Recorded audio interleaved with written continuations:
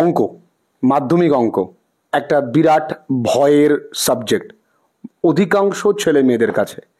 আর এই কয়েকদিন প্রশ্নে দেখা যাচ্ছে যে প্রশ্ন কিন্তু একদম কমন কোশ্চেন তা নয়।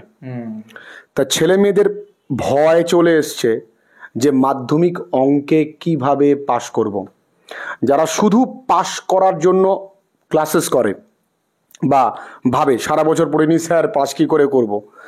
তাছাড়াও তো আমাদের অঙ্কের ভিডিওস দেওয়া রয়েছে, আমরা এখন মিসলিড করব না যে তুমি ওই ভিডিও দেখে নাও ওই ভিডিও দেখে নাও, সময় নষ্ট করার দরকার নেই। এখন অল্প কয়েক কথায় আমাদের পুরো ছেলে মেয়েদের জন্য যে পাশ করবার জন্য কোন কোন বিষয়গুলোতে ওরা মানে দৃষ্টিপাত করবে বা আলোকপাত করবে। আচ্ছা দেখো, প্রথমেই বলি অলরেডি আমাদের 3টে পরীক্ষা হয়ে গেছে মাধ্যমিকে। তো মাধ্যমিকের এই 3টে কোশ্চেনের যে ট্রেন্ড, অর্থাৎ যা দেখে যা বোঝা যাচ্ছে যে খুব সোজাও না আবার খুব কঠিনও না। অনেকের মন্তব্য যে একটু ঘুরিয়ে পুড়িয়ে দিচ্ছে। দেখো, ঘুরিয়ে দিচ্ছে কি না দিচ্ছে সেটা কিন্তু ওই যেটা হয়ে গেছে সেটা হয়ে গেছে। অর্থাৎ যে 3টে সাবজেক্ট হয়ে গেছে সেটা নিয়ে কিন্তু ভাবলে বেশি আর হবে না। আমাদের সামনে যে কটা সাবজেক্ট আর রয়েছে 4টি সাবজেক্ট, সেই 4টি সাবজেক্ট নিয়ে কিন্তু আমাদের আগে ভাবতে হবে। তো তার মধ্যেই আমাদের মানে রাত পোহালেই অঙ্ক।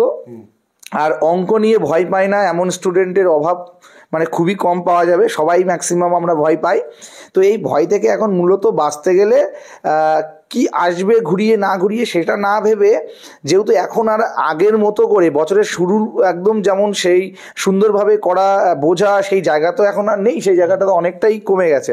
তো এখন মোটামুটি এখন বাঁচতে গেলে আমাদের কিছু অঙ্ক আমাদের করে যেতে হবে। শেষ মুহূর্তে পুরো বইটাকে তো আর রিভিশন দিতে পারবো না।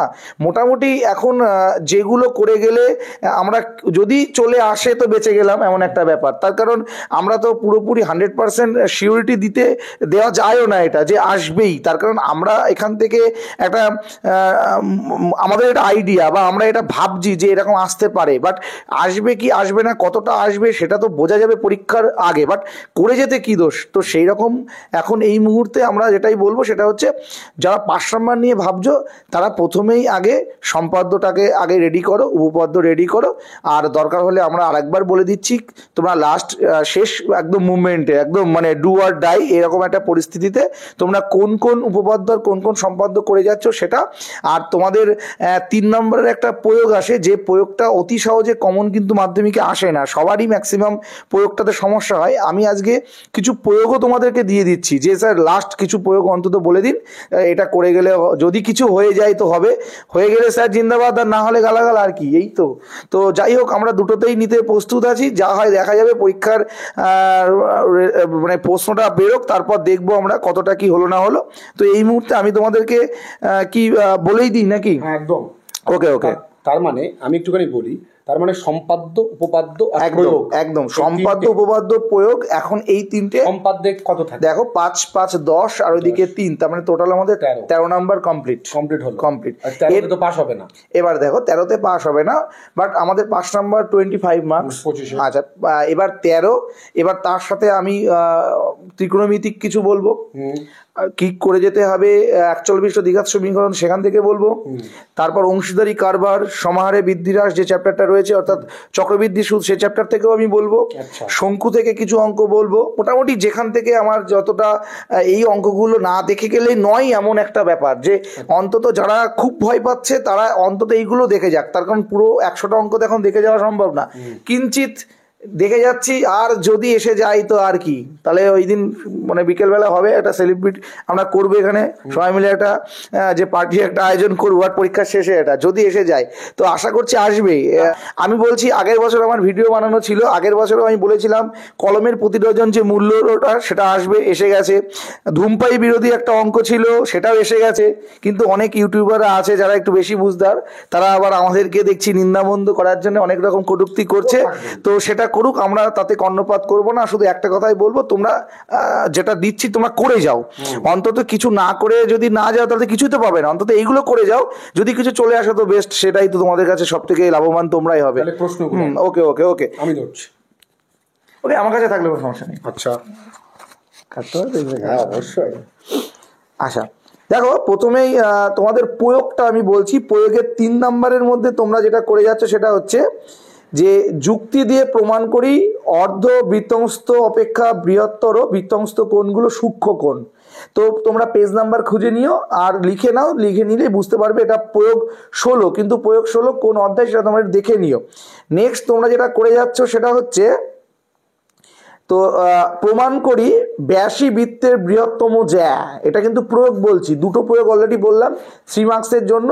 মোটেই কিন্তু কমন আসে না প্রয়োগ, তা সত্ত্বেও আমি তোমাদের দিচ্ছি, তার কারণ টেস্টে অনেক কটা স্কুলে কিন্তু কমন ফেলেছি আমি যে করেই হোক। তো প্রমাণ করি ব্যাসী হলো বৃত্তের বৃহত্তম জ্যা। নেক্সট যেটা বলবো আমি এটাকে একদম ট্রিপল স্টার মার্ক রাখবো তোমাদের জন্য, যে একটি বৃত্তস্থ চতুর্ভুজ এবিসিডি অঙ্কন করো এবং বর্ধিত এবি ও ডিসি বাহুদ্বয় পরস্পরকে পি বিন্দুতে ছেদ যদি করে তাহলে আমাদের প্রমাণ করতে হবে PA dot PB equal to PC dot PD. এগুলো কিন্তু তোমাদের অনুশীলনীর যে উদাহরণ রয়েছে সেই উদাহরণেই কিন্তু থাকবে, প্রয়োগ 18তে পাবে।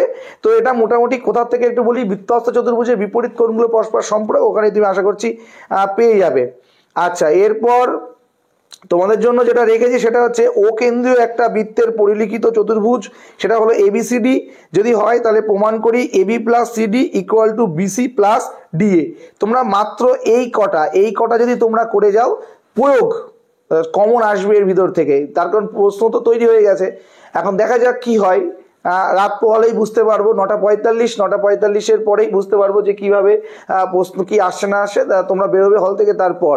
তো মোটামুটি তোমরা এই কটা প্রয়োগ করে যাচ্ছ। ট্রিপল স্টারে কিন্তু দুটো রয়েছে, সেটা হলো বৃত্তস্থ চতুর্ভুজের এবিসিডি অঙ্কন করি, এবি এবং ডিসি বাহুদ্বয় পরস্পরকে পি বিন্দুতে ছেদ করে তাহলে PA dot PB equal to PC dot PD. এটা হচ্ছে ও কেন্দ্রীয় পরিলক্ষিত চতুর্ভুজ, সেটা হচ্ছে এবিসিডি। প্রমাণ করতে হবে AB plus CD equal to BC plus DA. উপপাদ্যের কথা যদি বলি, উপপাদ্য তোমরা করে যাচ্ছ উপপাদ্য 34 কি আছে একটু বলি। কোনো বৃত্তের একটি বৃত্তচাপের দ্বারা গঠিত সম্মুখ কেন্দ্রস্থ কোণ ওই চাপের দ্বারা গঠিত যে কোনো বৃত্তস্থ কোণের দ্বিগুণ। আমি যে কটা বলছি সব কটা 5 স্টার মার্কে আমি রেখেছি, কিন্তু আসবেই আসবে এটা আমি তোমাদেরকে বলে দিচ্ছি। তার কারণ যদি খুব বেয়াদবি না করে তবে, তার কারণ আমরা যত অঙ্কই বলবো সব গণিত প্রকাশ বই থেকে। এবার যদি গণিত প্রকাশ বইয়ের বাইরে কিছু করে দেয় কিচ্ছু করার থাকবে না আমাদের, তার কারণ আমরা পর্ষদের বইটাকেই ফলো করেছি, অন্য কিন্তু বই থেকে দিইনি। তার কারণ কেসিনা অমিতাভ মিত্র প্রচুর বই রয়েছে, কটা বই তুমি কিনবে। তো আমরা কিন্তু যা করেছি সব পর্ষদের বইটা থেকে। তোমরা উপপাদ্য 34 করে যাচ্ছ, তারপর করে যাচ্ছ উপপাদ্য 42, আর তারপর করছো উপপাদ্য 48। উপপাদ্য 48 মানে হচ্ছে তোমাদের সেই সদৃশ্যতার উপপাদ্যটা, আর তারপর করে যাচ্ছে পিথাগোরাসের উপপাদ্য। ব্যাস এই কটা। তাহলে একবার রিমাইন্ড করে দিই। তাহলে প্রথমে করে যাচ্ছে উপপাদ্য 34, উপপাদ্য 42, 48 আর হচ্ছে 49। একদম দুটো আসবে পরীক্ষায়, একটা করতে হবে। এমন হতে পারে এই চারটের মধ্যে দুটোই চলে আসলো, যে কোনো একটা, তখন কোনটা ছেড়ে কোনটা করবে ডিসিশন তোমার। ওকে। আর তোমরা সম্পাদ্য তোমরা কিন্তু এবার করে যাচ্ছ কি জ্যামিতিক উপায়ে যে রুট ভ্যালুগুলোর মান তোমরা বের করতে পারো তো বলতেই হবে, তার কারণ তোমাদের পরীক্ষা সামনে, রাত পরেই পরীক্ষা। ওই রুট ভ্যালুগুলো কিন্তু করে যাও, রুট ভ্যালুগুলো এবার আসবে। তাহলে স্যার কোন রুট ভ্যালুগুলো করবো? রুট 29, রুট 31, রুট 33, রুট 17 আর রুট 29 আগেই বলে দিলাম। এই রুট 29টা আসার চান্সে রয়েছে খুব মারাত্মক হারে, আর একটা বের করতে জানলে সবকটা বের করা যায়। আর তোমরা এবার কিন্তু পরিবৃত্তটাও করে যাবে, পরিবৃত্তটাও কিন্তু মানে ইম্পর্টেন্ট রয়েছে। এবার তোমাদেরকে একটু একটা কথা বলি, পর্ষদ আমাদের সাথে 2 বছর ধরে একটা গেম খেলছে। আমরা সবাই জানি এতদিন ধরে যে উপপাদ্য রিপিট হয় না, উপপাদ্য 1 বছর যেটা আসবে সেটা বাদ দিয়ে সবাই পড়ে, বাট পরপর 2 বছর কিন্তু একটা উপপাদ্য এসছে, সেটা হচ্ছে বৃত্তস্থ চতুর্ভুজের বিপরীত কোণগুলো পরস্পর সম্পূরক। আমার কেন জানি না মনে হচ্ছে ওরা এবছর ওইটা যদি আবার দিয়ে একটা হ্যাট্রিক করার কোনো একটা চিন্তা ভাবনা করেছে কিনা কে জানে। তার কারণ সবাই কিন্তু ভেবেছিল যে আগের বছর এসছে এবছর আসবে না, আগের বছর কিন্তু এই করে অনেকে ঝাড় খেয়েছে। তাই আমি বলে যাচ্ছি ফ্রেন্ডলি লার্নিং এর তরফ থেকে, সাথে আমার চ্যানেল পিডি স্টাডি সেন্টারের তরফ থেকে তোমরা গিফট হিসাবে ওই বৃত্তস্থ চতুর্ভুজের বিপরীত কোণগুলো পরস্পর সম্পূরক করে যাও। যদি আসে একবার হলেও কিন্তু এই দুজন মানুষের কথা তোমাদের পরীক্ষার হলে মনে পড়বে, যে একমাত্র ফ্রেন্ডলি লার্নিং এর চ্যানেলেই স্যার এসে বলে গেছিল, আমাদেরকে আরেকবার রিমাইন্ড করে গেছিল যে পরপর দুটো উপপাদ্য কিন্তু 2 বছর মানে এসে গেছে, একই জিনিস 2 বছর। এবছরই দেখা গেল ওরা এটাই আবার দিয়ে রাখলো, বলা যায় না। আর যদি আসে তাও আমরা একবার রিমাইন্ড করে দিলাম, বৃত্তত চতুর্ভুজের বিপরীত কোণগুলো পরস্পর সম্পূরক দেখে যাও। আর আসলে কিন্তু মিষ্টি খাওয়াতে হবে, তার কারণ পরপর 3 বছর, আমার কেন জানি না মনে হচ্ছে এবছরে এটা দিয়ে দিতে পারে।